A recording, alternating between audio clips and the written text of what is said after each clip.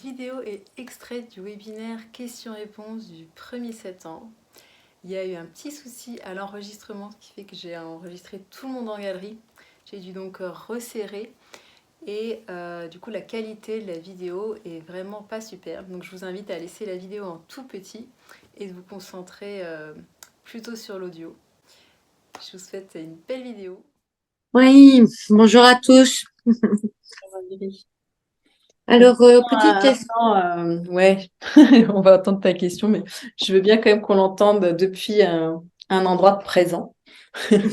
Du coup, j'invite à tous ceux-là qui vont recevoir ta question, puis à toi qui va la poser, ben, juste de prendre un temps pour, si c'était plus le cas, de bien sentir peut-être le contact de votre corps sur le chaise, peut-être vos mains, vos bras qui touchent votre corps, l'état de votre respiration, regardez autour de vous où vous êtes.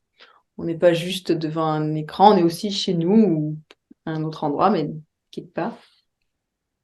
Et puis, je vous invite à observer l'état de votre respiration tout en écoutant la question de Valérie.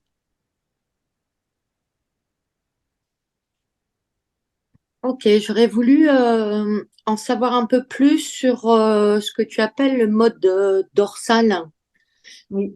dans le sens où j'ai noté donc mode dorsal, sécure et insécure. Et moi, j'ai une question par rapport au mode insécure qui donc est la dépression, si j'ai bien compris. Euh, Pas que, hein, la dépression Pas fait que. partie d'une expression dorsale du système nerveux, mais ça peut être juste un petit coup de déprime ou ça peut être juste, ouf, j'ai pas trop envie de faire ci, de faire ça. Ça peut être une grande fatigue. C'est quelque chose qui est de l'ordre du repli. Euh, Ouais. et voilà, ça peut aller jusqu'à à des degrés intenses, effectivement, de dépression. Mais c'est pas obligé d'être autant dépression.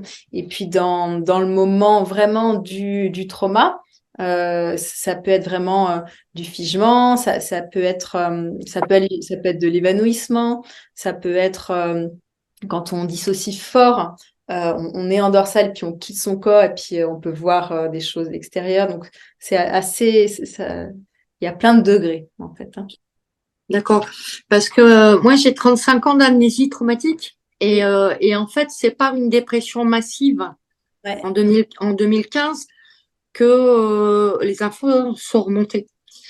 Et en fait, là, depuis 8 ans, je suis à 3 dépressions massives. Et donc, l'idée, c'est que à chaque fois, j'ai eu des dossiers qui sont remontés. Donc, Ouais. voilà, ça m'est offert. Hein. Donc, me mettre en sécurité, etc. J'ai beaucoup fait. Aller, voilà, me sécuriser. Et l'idée, c'est, j'ai pas encore compris Oui. ce mode dorsal. C'est-à-dire, je comprends, en fait, là où j'en suis, c'est, je comprends que j'avais tellement de pression à l'intérieur de moi Oui. qui se jouait inconsciemment que mon corps m'a mis en dépression pour que je puisse changer, en fait. C'est ça que je comprends, moi. Alors, donc moi, si je reformule ta question, tu vas me dire si c'est bien ça. Est-ce que ta question, c'est comment ça se fait que la dépression, elle est arrivée au bout de 35 ans? C'est ça? Oh. Et qu'elle réitère, ouais. Quelle vérité. Alors, la réponse peut surprendre, mais c'est parce que tu es plus en sécurité.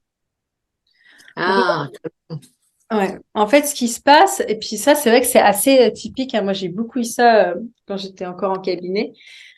Et plein de personnes disent, mais je comprends pas, ça va mieux, mon boulot c'est stable, j'ai un conjoint, machin. Et maintenant, je commence à me sentir pas bien, à déprimer, à pas avoir le moral. Ben ouais, parce que maintenant, tu peux ouais, sentir c'est ça. Ok. que ça remonte.